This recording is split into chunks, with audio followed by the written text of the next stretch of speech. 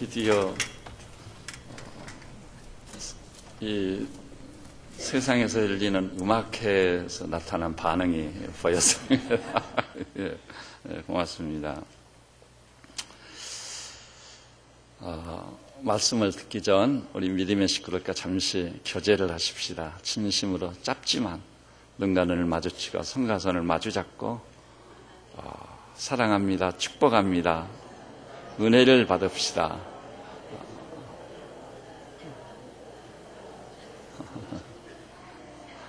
한마디 더 붙이십시오. 영광에 들어가십시다.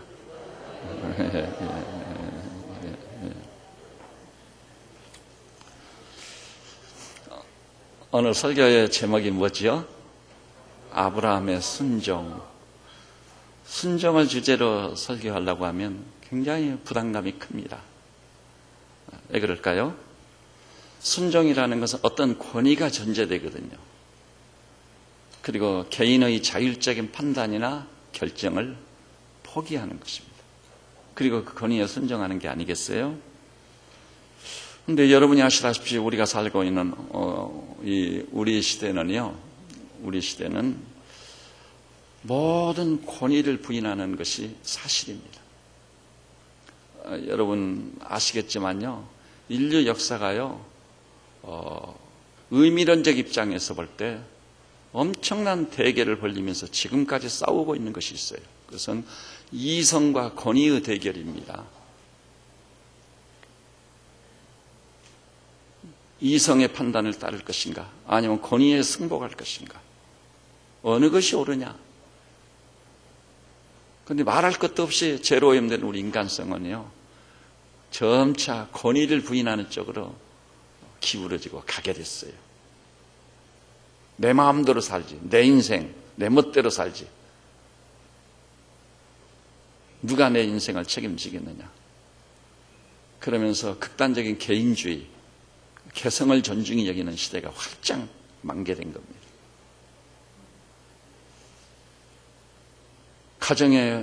가장의 권위가 실종됐습니다. 직장에 출근해서 가면 불과 얼마 전까지 그렇지 않았는데 상급자의 권위가 실종됐습니다. 사회생활 하다 보면은요, 분명히 성경은 하나님께서는 센 머리 앞에 일어서라 했는데 연장자의 권위가 사라졌습니다. 그리고 지금 세상은요, 국민들도 백성들도요, 아무도 통치권의 권위를 인정하지 않습니다. 대통령을 향해서도 입에 담을 수 없는 욕설을 합니다. 이렇게 권위가 부인될 때는요, 순종이 실종될 수밖에요. 그런데 그것으로 말미암아 아까 언급했듯이 아주 극대화되고 있는 것이 있는데요, 소위 이기주의에 극심한 이기주의, 그리고 개성을 존중히 여기는, 다 내가 옳아요, 다 제잘난 맛에 살고 있어요. 근데 근래에 와가지고요, 세계 1급 지성인들 가운데 거론되고 있는 한 가지 사실이 있습니다. 그것은 이 권위를 다 부인하고 개성을 존중히 여기고 극단적인 이기주의에 빠진 결과, 다시 말해서 순종이라는 게 완전히 실종되다 일어나고 있는 그 폐단, 그 폐단을 주목한 거예요. 물론 전 시대에요, 맹목적인 순종은 문제가 많았어요. 폐단이 컸지만 그럼에도 불구하고요, 이 순종이 실종되고 다 자기가 옳다는 극단적인 이기주의에 함몰되고 나서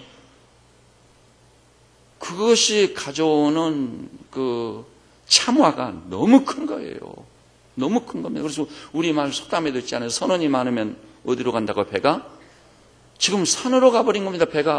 배는 바다에서 숨통에 뒀다는 뜻이 귀향지를 향해 가야만 하는 것이 맞는데, 선원이 많다 보니까 배가 그냥 바다를 떠나서 산으로 가버린 거예요. 그러니까 지금 인류가 이런 속담을 적용할 만큼 위기에 처하게 된 것입니다. 여러분, 우리나라에 살면서 백성의 한 사람으로 굉장히 힘드시죠? 뉴스를 좀 눈여겨서 본다든지 듣는 사람은 마음이 굉장히 힘드실 겁니다. 어떤 사안을 놓고도 이것이 옳으니 저것이 옳으니, 이것이 사실이다 저것이 사실이다, 의견이 얼마나 구구한지. 근데요, 제가 볼 때는 사실은 하나밖에 없는 거예요. 항상 제가 말씀드립니다만 궁극적으로 사실과 진실은 하나밖에 없다는 사실을 알아야 됩니다. 그런데 이 사실을 뒤집습니다. 흰 것을 검다고 하면 서슴지 않고 그냥 주장해버립니다.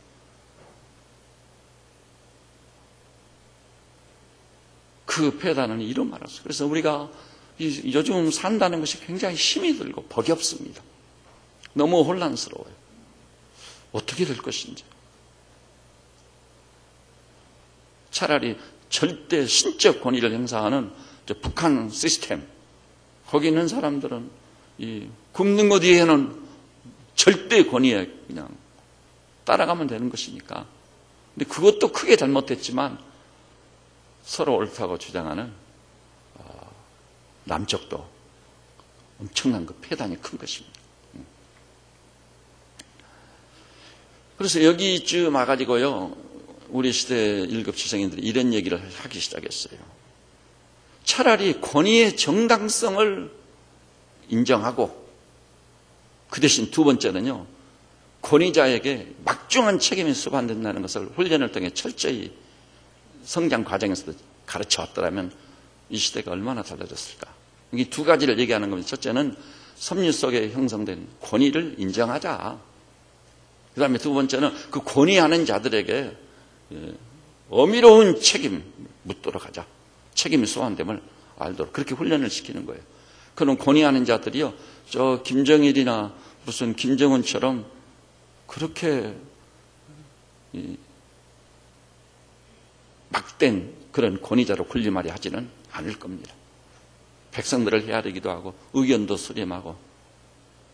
무엇을 보면 아냐면요, 우리나라 역사를 봐도 세종대왕이나 성종대왕, 그 절대 권위를 행사했던 통치권자들이 선한 사람이었을 때는, 선한 사람이었을 때 백성들이 굉장히 행복했어요. 그러니까 그 통치권자가, 최고의 권위자가 선했을 때는 그 사람이 통치하는 기간만이라도 행복했었다 이 말이에요. 이렇게 볼 때 선한 권위는 그 권위 휘하에 있는 모든 사람을 행복하게 해주는 거예요. 평안하게 해주는 거예요. 만족스럽게 해주는 거예요. 그런데 선한 권위가 뭐가 완전히 무시하고 다 내가 옳다고 막 주장하고 나와서 어지럽고 혼란스러워서 길이 어딘지를 잊어버려요. 누구 말을 들어야 될지도 몰라. 갈 바를 알지 못하고 방황하는 배두왕처럼 돼버린 겁니다. 이것이 얼마나 엄청난 참화를 가져오는지 구체적으로 지켜간다고 하면 이런 말로 할 수가 없어요. 다 살자고 하는 일이고 다 행복하자고 하는 일인데 순종에 실종되는 순간 행복도 사라져버리고 엄청난 갈등과 싸움과 다툼과 분쟁만 있게 된 것입니다. 여러분, 이런 의미에서 볼 때요, 인류 최초의 제도 뭐죠? 동산 중앙에 있는 실과는 먹지 말라. 그것을 먹는 날에는 정령 죽으리라. 동산 중앙에 있는 실과 하나 먹는 거 별거 아니에요. 제가 오래전에요, 저희 교회 우리 직원들과 저 경상북도 청송을 지나게 됐었습니다. 그랬더니 막 사과가 그 가을에 너무 많이 열려가지고 가지가 길가가지 막 뻗어가지고 차를 멈추고 창문을 열고 손만 내밀면 사과가 닿는 거예요. 그러니까 우리 직원 중에 누가 웃으면서 그러다, 목사님 좀 차 좀 멈추고 사과 하나를 먹고 가자고. 길가에까지 뻗어나온 가지의 사과가 우리를 유혹하는 거예요. 그래도 안 된다. 우리가 누구냐? 가서 정정당당하게 과수원을 방문하고 사서 맛있게 먹자. 조금 가니까 어떤 젊은이가 지나가더라고요. 그래서 우리가 사과 좀 먹고 싶고 사과 좀 사고 싶은데 어느 가수원으로 가면 좋습니까? 그랬더니 이렇게 보더니요, 저만 따라오세요 그러더라고. 그래서 다 내려서 가면서 얘기를 나눠보니 그분이요, 총신대 신대원 다니는 전도사님인 거예요. 하나님께서 예비하셨는지. 그래서 제가 총신대 신대원 다니는 이 지역 교회 전도사입니다. 그래요, 내가 목사입니다. 그랬더니 너무 반가워하고, 총신대 신대원 다니는 우리 김정우 박사 아느냐고 그랬더니, 저 구약신학을 배우고 있다고. 그 김 박사가 나하고 친구다고 그랬더니 더 막 반가워하면서 우리 교회 집사님 가수원으로 인도를 하겠다고. 갔더니 그 집사님이요, 서울서 목사님 교역자들이 왔다고 해가지고 바구니에다 좋은 사과를 엄청 따다가 실컷 드시라고. 그래서 실컷 먹고 또 좀 사기도 하고 돌아온 일이 있어요. 그 과일 하나 먹는 거 별거 아닙니다. 그러지 않아요? 또 애교로 봐줄 수도 있어요. 그렇게 사과가 많이 들릴 때는 애교로 봐줘서 잘했다고, 괜찮다고, 먹을 축이고 가라고 할 수 있어요. 그런데 선악을 알게 하는 실과 그것을 먹는 날에는 정령 죽으리라. 왜 그럴까요? 최고의 권위자에 대해서 승복하는 훈련을 시키기 위함입니다. 여러분, 권위를 대적하기보다는 내가 좀 힘들지라도 권위에 순종하는 것이 복된 길이라는 것을 진즉이 알아차렸어야 됩니다. 알아차렸어야 돼요. 우주 만물을 창조하신 하나님이 누구신가? 그 하나님이 정한 그 적은 법 하나 못 지키고, 그리고 동산에 있는 모든 실과를 네가 임의로 먹되 마음껏 누리라는 복을 주셨거든요. 근데 왜 하필이면 금지한 하나의 실과 그것을 먹음으로 권위를 대적하느냐 말이죠. 그 윤리와 법도를 거스르느냐 말이죠. 그때부터 소시 권위가 부인되기 시작했고 순종이 실종되기 시작했던 것입니다. 여러분, 이 말씀을 토대로 했어요. 그래서 지금도 이성과 권위가 싸우고 있습니다. 이 시대는요, 개인 이성이 완성을 거둔 순간입니다. 지금 권위는 완전히 부인되고 있고요. 그런데 그 결과 우리가 겪는 이 참화는 분명히 있는 것입니다. 그래서 아마 이제는 돌이키는 이 반환점에 이르지 않았는가 싶어요. 그래서 이 말씀을 토대로 해서 오늘 본문을 한번 접근해 보십시다. 저는 하나님의 말씀을 읽어가다가요, 창세기 22장에서 넋을 놓게 됐습니다. 이럴 수가 있는가? 저는 하나님이 살아계심을 분명히 믿었습니다. 그리스도 안에 있는 구원을 절대 신앙했습니다. 그리고 이 부활이 믿어지니까요, 이 부활의 새 생명의 능력이 나타나는 거예요. 부활의 소망이 넘치는 거예요. 이 사한 소망을 일자라 영광 중에 살게 된 것이 분명했습니다. 그런데도 불구하고 창세기 22장을 수용한다는 게 참으로 어려운 일이었어요. 마음이 괴로운 거예요.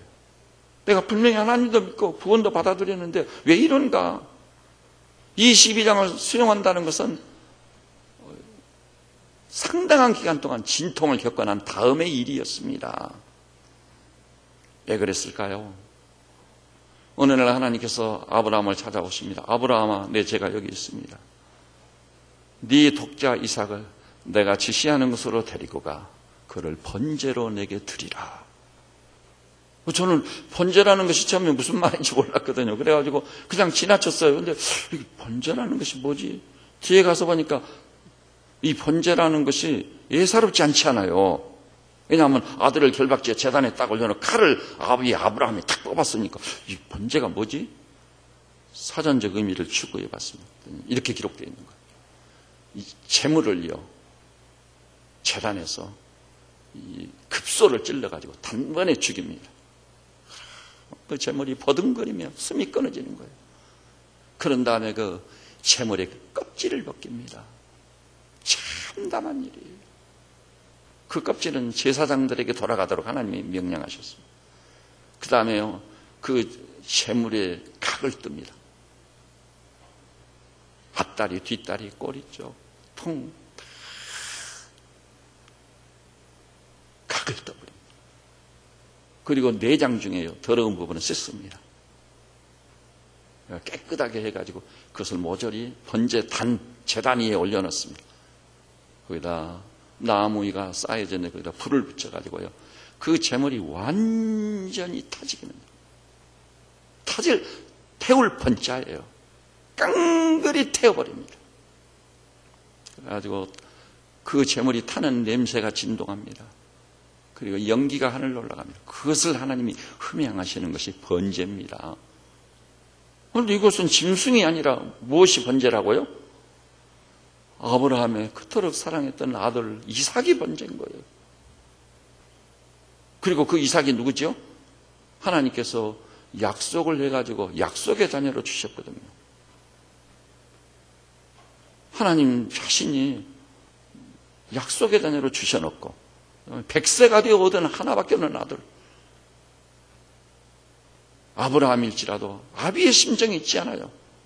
어찌 아들을 번제로 드릴 수 있단 말인가? 아비가 칼로 어찌 껍질을 벗기고 각을 뜨고 불로 태울 수 있단 말인가? 이럴 수 있단 말인가?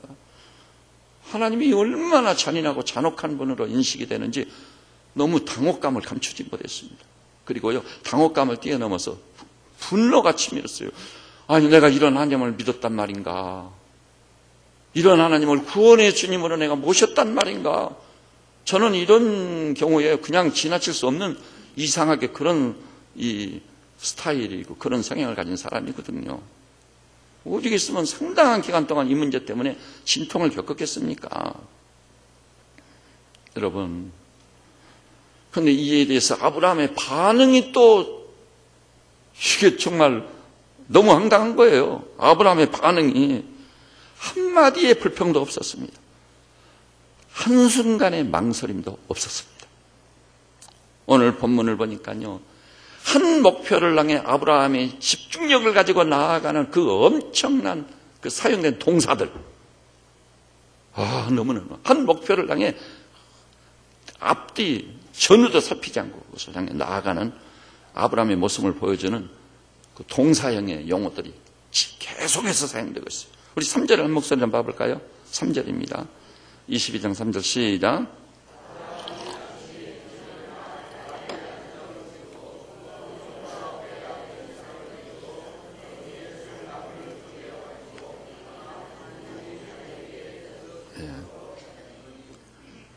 모리아 산에 가서 아들을 번제로 드리게 한 그 유일의 목표를 향해 아브라함이 어떻게 나가죠? 아침에 일찍이 일어나 나귀의 안장을 지우고 한 단계 한 단계, 이게 아비의 심정이에요. 오죽했을까 싶어요. 두 종과 이삭을 데리고, 다 동사예요. 번제에 쓸 나무를 쪼개 가지고 하나님이 일러준 곳 모리아산을 향해 가더니, 이럴 수가 있는가? 그리고 그 본문을 주위에서 보니까요, 아내 사라하고도 의논도 안 해요. 아마 사라하고 의논했으면 그 아내가 목숨을 걸고 앞을 가로막았을 겁니다. 성사될 수 없었을 거예요. 그러니까 아침에 일찍이 일어나. 그리고 5절 보니 종들이 동행을 했었는데요, 아브라함이 아들 이삭을 번제로 드리려고 하는 것을 감지할 수 있잖아요. 산에 같이 올라가서. 그러면 종들이 가만히 있겠어요? 아니, 주인님, 이럴 수는 없는 것입니다. 어떻게 작은 주인을 번제로 드리다니요? 이건 말도 안, 무슨 하나님이 명령하셨다고요? 무슨 그런 하나님이 있느냐고 앞을 탁 가로막았을 겁니다. 그것을 예상하고 산 밑에서 종들을 향해 너희는 여기서 기다려라. 종들을 딱 떼어놔버리는 거예요. 그리고 이삭이 장작을 지고 앞서고 아브라함이 불을 들고 칼을 소지한 채 올라갑니다. 마침내 아들 이삭이 묻습니다. 아버지, 왜 그러느냐 아들아. 장작도 있고 불도 있는데 재물은 어디 있습니까?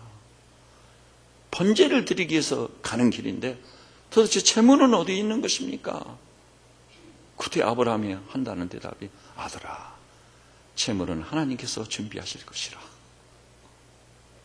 원래요, 제단을 하게 나가는 자는 반드시 재물을 소지하고 갔었거든요. 그리고 재물은 어디 있습니까? 근데 재물은 하나님께서 예비하실 것이라. 말도 안 되는 얘기예요. 여러분, 하나님께서 약속으로 주신 이삭을 100세나 되어 아들을 번제로 드리라는 이 명령도 전혀 용납이 안 돼버리고 분노가 치밀지만 더 이해할 수 없는 것은 아브라함의 태도예요. 아브라함의 반응. 아무리 그렇기로서니 이 하나님도 중요하고 하나님의 명령도 중요하고 또 아브라함이 가지고 있는 신앙도 좋아요. 그렇지만 이런 식으로 순종하는 것은 여러분 어떻게 생각하세요? 저 같은 경우는 그냥 못 넘어갑니다. 이럴 수가 있다는 말인가? 제가 여러분에게도 무슨 말씀을 드리는 이유는 순종할 만한 것만 말씀드리지요. 그 경계를 넘은 것은 절대 저는 말하지 않습니다. 그리고 제가 할 수 있는 것을 요구하는 것이지 저도 못하면서 그럼 약무리들이 저보고 뭐라고 하죠? 전화 잘하지 그럴 거 아니겠어요. 예? 예? 목사의 양심이 만일 자기는 못하면서 약무리들에게 요구한다면 그 목사 자리에서 내려와야 돼요. 그 하나님의 사람이 아닙니다.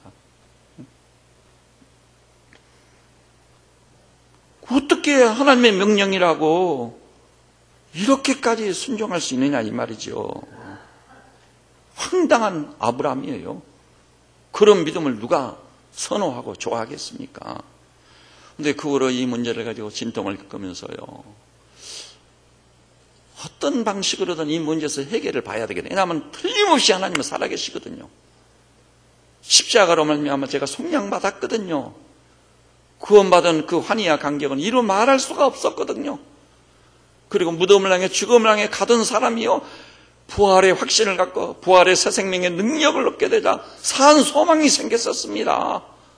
그래서 내가 부활의 증인이라는 것이 얼마나 큰 특권이고 영광이었는지 이루 말할 수 없어. 그것을 믿는데 여기서 착 걸린 거예요. 그건 틀림없는 사실인데 내가 이것을 어떻게 수용하고 받을 수 있다는 말인가. 그런데요, 이 문제의 해결의 유일한 길은 거기에 있었습니다. 명령을 바라는 자, 권위자가 누구냐는 데 달려있는 거예요. 권위자가 누구냐. 무슨 얘기인 줄 아세요?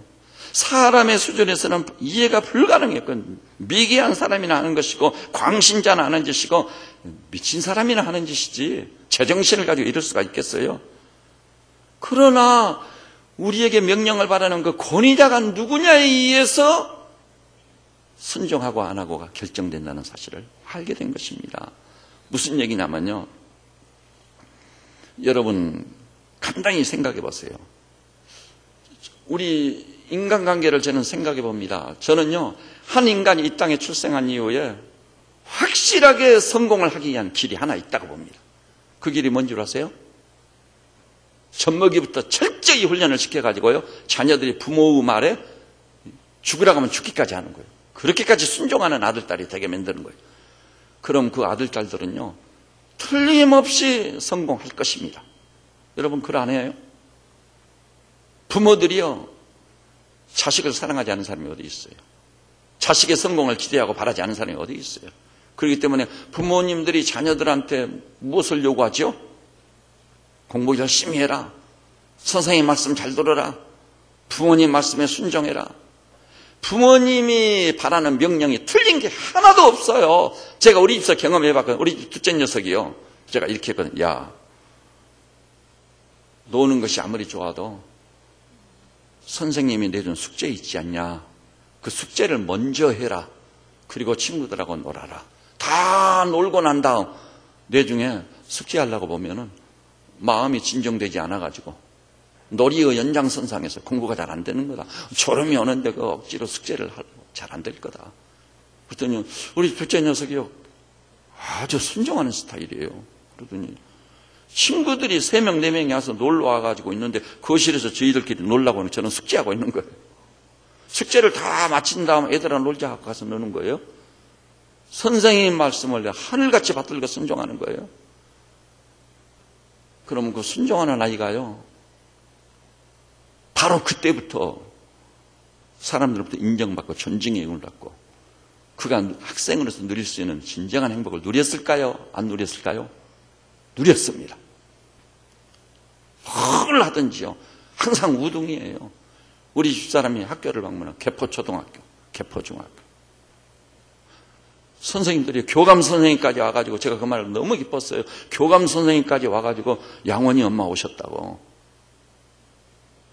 자식으로 말미암아 누리는 바 아비의 영광인 거죠. 그죠? 여기 계신 부모님들이요, 태중에 있을 때부터 그 아이가요, 부모님께 절대 순종하는 아이로 길러놓는다면, 그래서 쉽게 얘기하면 15살까지만이라도 절대 순종하고 그렇게 해서 좋은 습관이 탁 길들여져 버리면 그는 평생 영광 중에 살게 될 줄로 믿으시기 바랍니다. 그런데 불순종하고 잔소리 좀 그만하라고 그러고 심부름을 시켜도 짜증을 내면서 불순종으로 길을 이어요. 그러니까 자식들의 길이 뻔하지요.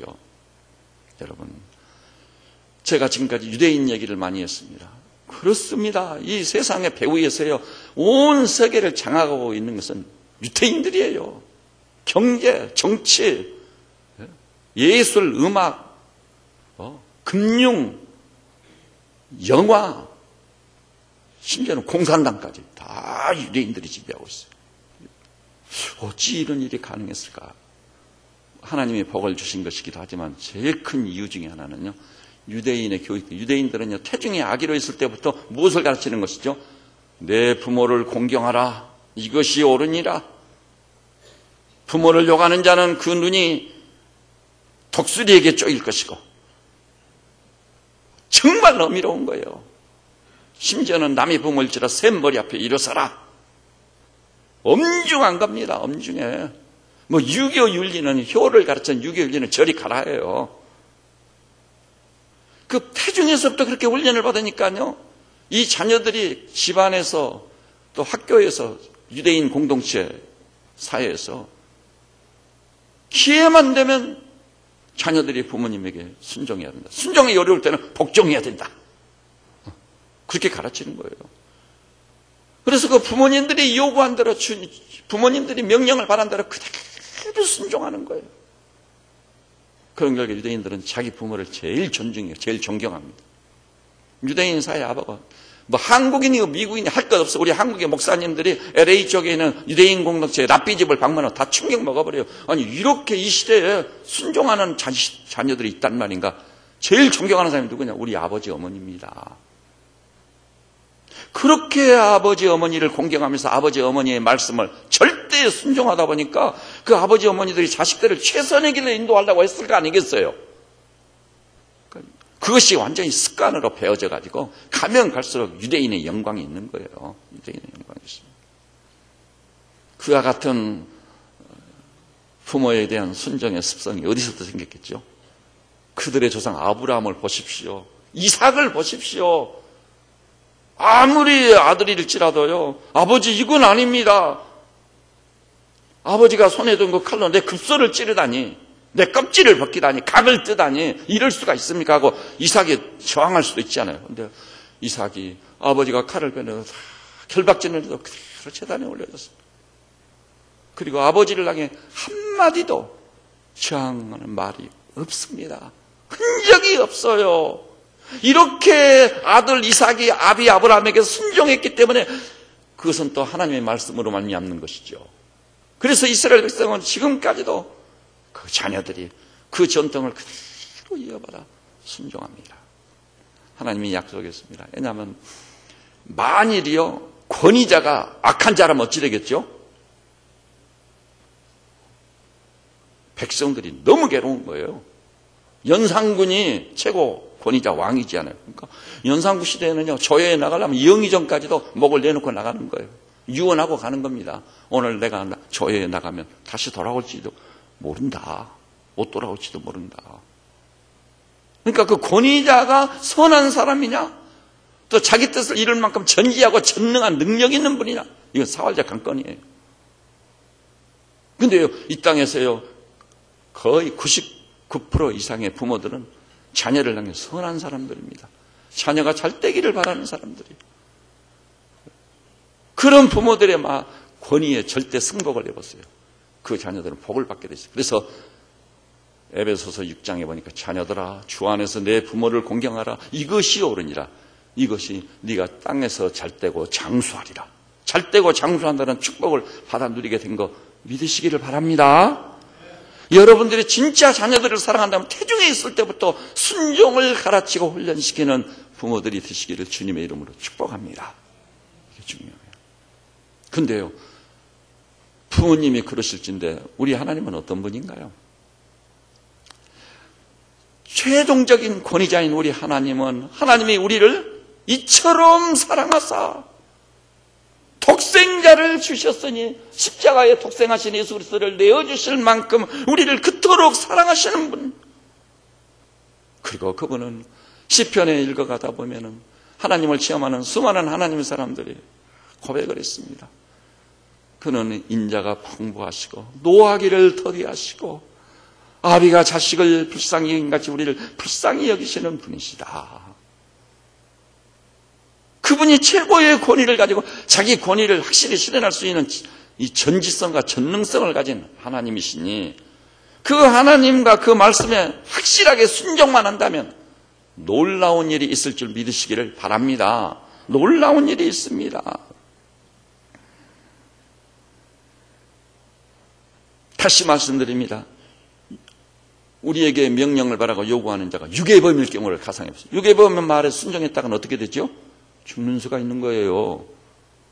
그런데요, 우리를 위해서 자기 목숨이라도 내어놓을 만한 아비란다면, 엄이란다면 그 말에 순종해야 돼요. 그리고 순종으로 훈련이 잘 되기 시작하면은요, 그럼 평생 복을 받고 살게 돼 있는 거예요. 근데요, 여기서 또 한 가지 생각할 것은요, 아브라함에게 이삭을 번제로 드리라는 것이 황당하긴 하지만 그것이 하나님이 하신 일인 거예요. 이처럼 우리를 사랑하시는 하나님이, 아들까지 아끼지 않고 십자가에 내어주신 그 하나님이 노하기를 더디하시고 인자가 풍조하시고 그의 인자와 공일이 무궁하심으로 우리가 진멸되지 아니하였나이다. 그런 하나님이 하신 일이란다면 하나님의 이유가 있는 것입니다. 따라서 하십시다. 하나님이 하신 일에는 하나님의 이유가 있는 것이다. 놀라운 설계나 구상과 계획이 있으신 것입니다. 그것이 뭘까요? 22장 1절은 시작부터 첫 마디에 그것을 딱 선언하고, 그 일 위에 하나님이 아브라함을 시험하시려고 하나님의 뜻이 거기에 있습니다. 이런 훈련도 되지 않는, 제대로 자라지도 않고 경영 수업도 안 받은 아들한테 대기업을 넘겨줘요? 넘겨받자마자 아마 1년도 못해서 말 안 먹어버릴 거예요. 하나님도 마찬가지십니다. 자기 백성이고 자녀일지라도요, 그 존재를 높여주는 거예요. 그를 연단과 훈련을 시켜 온 세상을 맡겨줘도 능히 바르게 경영할 수 있는 경영자가 되게끔 연단과 훈련을 시키시는 거예요. 그리고 난 다음 그에게 그것을 맡기시는 거예요. 그래서 아브라함도요, 시험을 하시는 것입니다.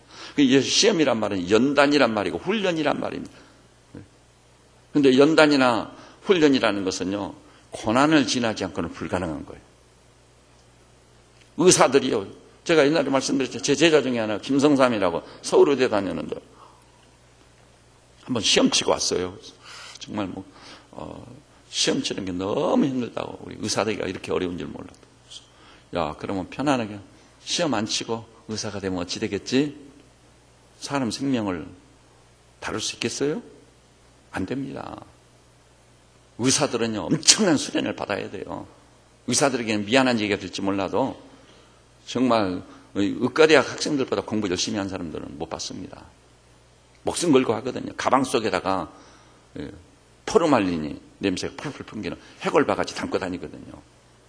근데 그런 것에 대한 두려움, 공포가 있는 학생들은 어찌 되겠어요?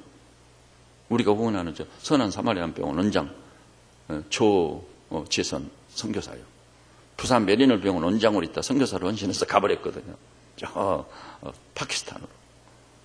그런데 제가 집에 놀러 갔더니 한번 이 가방을 열어보더니 이게 해골바가지라고, 해골바가지.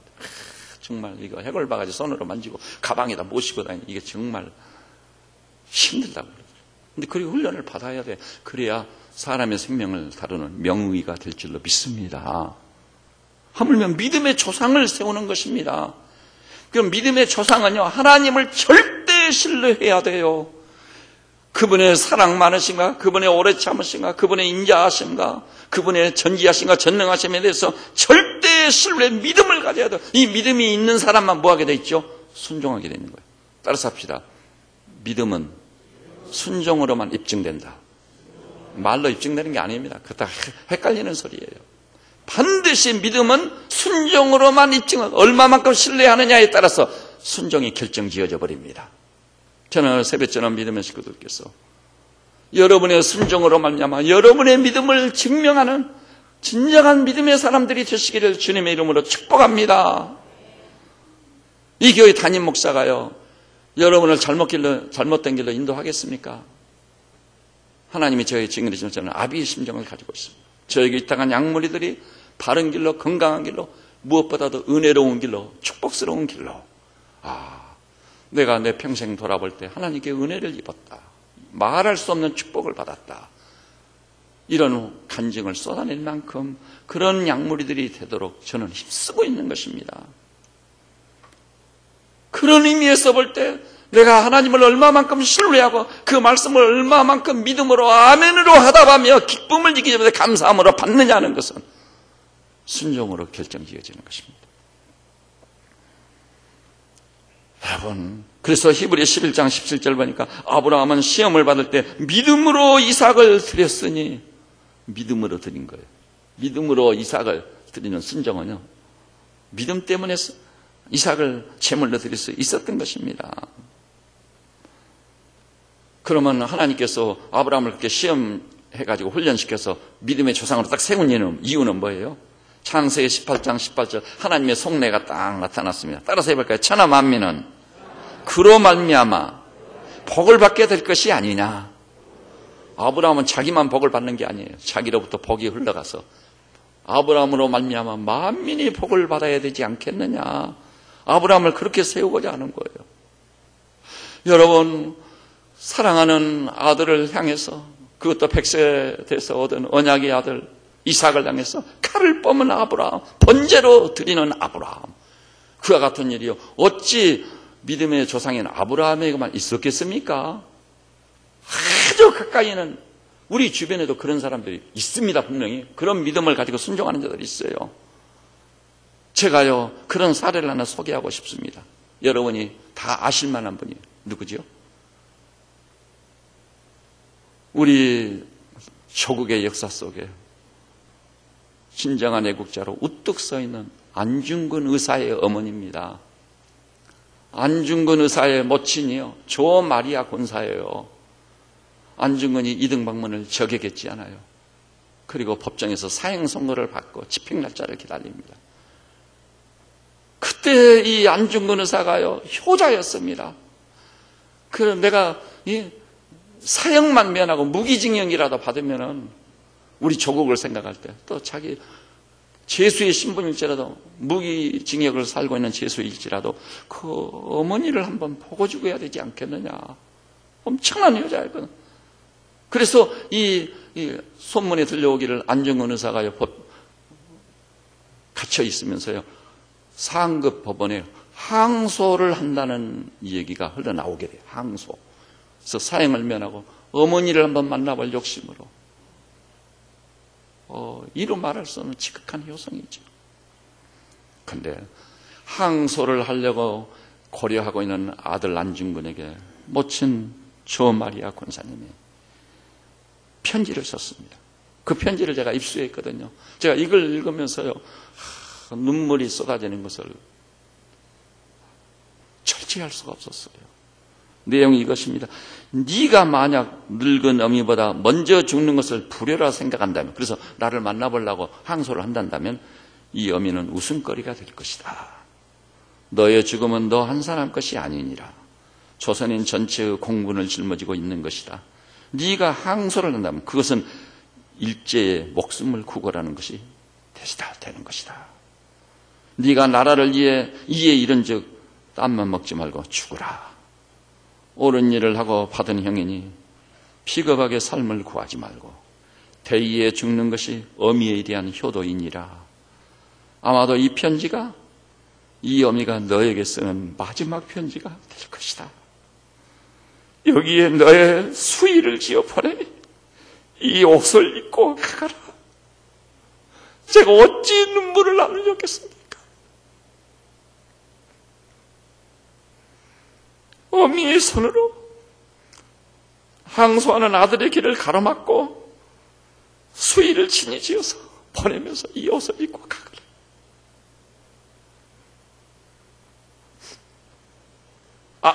아브라함이 이삭을 번제로 드리는 것에 버금가는 일이 아니겠습니까? 그런 하나님의 사람들이 있는 것입니다. 이렇게 권위가 부인되고 이렇게 순종이 실종돼 버리고 다들 잘났다고 떠들고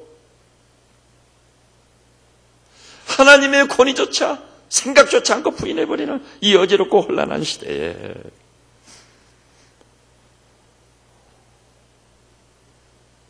우리의 아들들을 번제단에 올려놓을 만큼 하나님을 그렇게 신뢰하고 순종하는 믿음의 사람들이 되시기를 바랍니다. 정말 바랍니다. 그래서 이 믿음의 인정을 하자 하나님의 본색이 정체가 드러났습니다.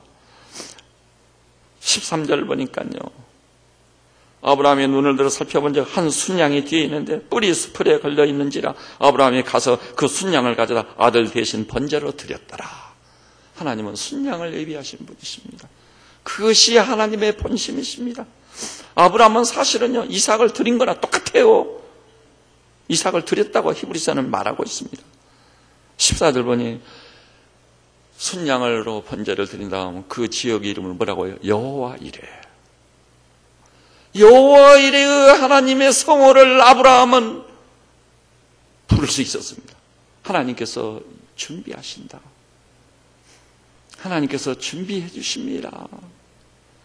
여호와 이레의 하나님을 여러분 확실히 믿고 그 하나님을 경험하며 사셔야 믿음이 자랍니다. 그리고 16절 보니 그의 신앙을 통해서 입증된 16절에 이랬어요. 내가 나를 가리켜 맹세하는 네가 이같이 행하여 네 아들 내 독자라도 아끼지 아니하였은즉 이 말은 다른 말로 순종했은즉 18절에 보니 내 씨로 말며 천하 만민이 복을 받으니 이는 네가 나의 말을 준행하였습니다. 순종입니다. 순종. 그래서 순종이 우리 장로님이 기도하면서 인용하셨죠. 순종이 제사보다 낫다. 그리고 하나님이 아브라함에게 복을 주시는데 이렇게 말합니다. 내가 네게 큰 복을 주고 내 씨가 크게 번성하여 하늘의 별과 같고 바닷가의 모래와 같게 하리니 내 씨가 그 대적의 성문을 차지하리라. 이 열마는 대적의 성문을 차지하는 거예요. 성을 함락시키는 것입니다. 성을 점령하는 것입니다. 그리고 이렇게 말씀했습니다. 또 내 씨로 말미암아 천하 만민이 복을 받으리라. 이 얼마나 놀라웠습니까? 그것이 하나님이 하시는 일입니다. 이스라엘이 우리 주 예수 그리스도를 십자가로 가게 해서 엄청난 대가를 지불하는 게 사실입니다. 2000년 동안 유리방황하는 백성이 되어버렸으니까 600만이 학살당했으니까 그럼에도 불구하고 그들이 오늘날 전 세계를 배후에서 점령한 이유가 무엇입니까? 이렇게 또 순종하는 면이 철저했기 때문인 것입니다. 지금이야말로 실종된 권위를 회복할 때입니다. 제가요 여러분 집안 사정 모릅니다. 그렇지만 하나님의 권위에 맞서는 것 외에는 그것이 불이고 악한 일이 아닌 이상은 가정에 돌아가면 가정의 권위는 남편에게 기속됩니다. 제 말이 아닙니다. 물론 남편들에게 더 무거운 책무가 있어요. 내 아내 살아가기를 그리스도께서 교회를 사랑하여 자기 목숨을 주신 같이 하라. 그게 사실이에요. 그럼에도 불구하고 아내들이요 가정의 최종적 권위는 남편에게 기속됩니다. 충분히 은은하고 의견 수렴하지만 남편이 결심하면 내 의견 이상으로 순종할 수 있는 그래야 가정이 복을 받습니다. 여기 참여하신 자녀들이시요 여러분의 법문이 늙어가지고 의견이 짧을지라도 활동이 좀 불리할지라도 부모님께 확실히 순종하는 자세를 취하고 순종이 잘 안 될 때는 복종하실 수 있기를 바랍니다. 그러면 땅에서 잘되고 장수하리라. 여러분이 복을 받게 될 줄로 믿어 의심치 않습니다. 여러분 직장에 가면은요 상급자를 대적하지 마십시오. 상급자가 잘못했을지라도 바른 말을 어떨 때는 할지라도 반드시 순종하는 자세를 잃지 마시고 하십시오. 국가 통치권 권력에 대해서요 대적하려 하지 마십시오.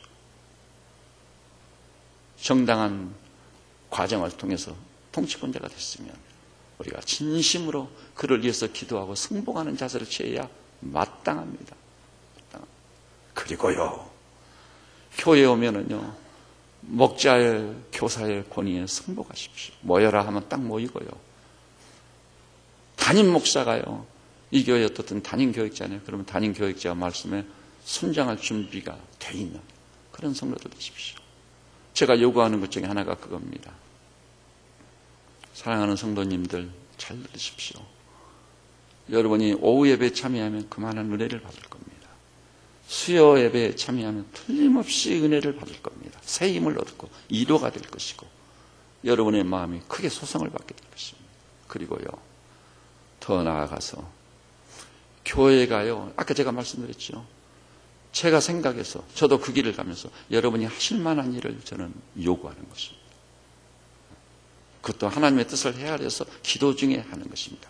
여러분이 기쁨을 이기는 데 감사함으로 찬양함으로 기꺼이 한번 마음을 모아 순종해 보십시오. 그것이 여러분의 복이 되실 줄로 믿습니다. 그것을 통해서 아브라함처럼요, 여호와 일의 하나님을 반드시 체험하고 경험하게 될 것입니다. 저는 여러분의 아들, 딸들이요, 통일조국을 책임지기를 원합니다. 글로벌 시대 세계 전역에 나아가가지고 온 세상을 품은 하나님의 거룩한 백성으로서 이 시대의 요셉이 되고 다니엘이 되기를 진심으로 원합니다. 그것은 전폭적인 순례를 통해 이루어지는 순종으로 말미암아 그와 같이 열매를 거둘 줄 믿으시기를 우리 주님의 이름으로 축복합니다. 그러면서 한 가지 숙제를 드립니다. 여러분, 오늘 말씀을 염두에 두고요, 신명기 28장 1절로 19절까지를 오늘 중으로 꼭 읽으십시오. 점심시간에 읽어도 좋아요. 이 예배 끝나고 일어나지 않고 앉아서 그걸 읽어도 좋아요. 신명기 28장 1절로 19절. 상가 말씀을 듣고 지켜 행하는 자에게 하나님은 어떻게 하시겠다고 했는지, 그것이 숙제입니다. 같이 한번 기도하십시다. 주님,